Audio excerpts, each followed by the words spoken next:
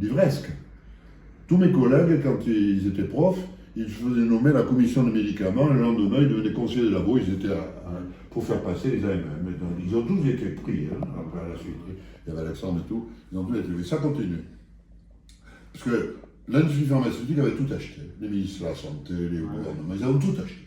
Les big pharma, la relation incestueuse entre les big pharma et les grosses banques. Alors, il y a 10 grosses banques, à tête, il y a Rothschild et Rockefeller. Les universités. Et toutes les banques de vente, tout est pourri. Et c'est le cartel bancaire pharmaceutique. Ils ont tout, ils ont pris le pouvoir. Bon.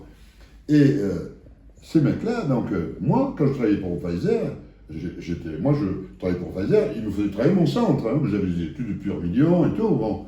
Mais quand je me faisais payer, mais je faisais du boulot, hein. Mais par contre, les autres, ils les achetaient pour avoir les AMM, mais ils ne les respectaient pas. Moi, quand je faisais des conférences pour eux, c'était gratuit. J'ai toujours demandé que ma femme vienne avec moi. Mais j'étais vraiment bien reçu. J'avais toujours, je ne demandais pas, hein, j'avais les Rolls-Royce qui arrivaient, j'avais tout ce qu'il fallait, hein, dans le monde entier. J'étais un Pfizer friend, il y en avait 2 ou 3, et tous les profs de médecine me connaissaient. Donc justement, je connaissais 2 types à Paris. Je connaissais Perron. Quand il parle de Fourtillant, Perron, il sait que je lui ai fait des confs. Et Perron, il dit, quand on connaissait Pfizer, c'était autre chose que maintenant. C'était Mike Edo, qui est dans Hold Up. C'était l'ancien vice-président de Pfizer et qui était directeur de la recherche, autrefois. Et bien lui, il a dit que c'était des assassins, hein, les Pfizer. Ben, il nous dit dans Hold Up. Mais il faut voir, il faut voir ça. Et Hold Up, il était interdit à cause des 3 minutes que je dis. Hein. C'est tout comme ça, évidemment. Et ils l'ont interdit à cause de ça. Hein. C'est là que ça a commencé à se gâter, qu'ils ont essayé de m'assassiner. Bon, je rêve. Et moi, c'était gratuit.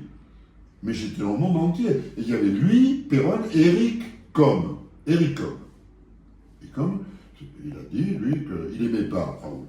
Il avait raison d'ailleurs. Hein? Il n'aimait pas, mais Perron n'avait rien dit. Mais il n'aimait pas Raoult. Il a peut-être des raisons, mais il était honnête, lui. Il connaissait, je le voyais partout. Donc, je voyais. Mais les autres, je ne les ai jamais vus. Ils n'ont jamais été profs. Ils n'ont jamais eu de service. Ils n'ont jamais d'étudiants. Ils sont inventés. Et Odile Launay, là, c'est que des voyous. C'est un transgenre, même. Elle a une queue de cheval. Je l'ai vu l'autre jour. Et c'est des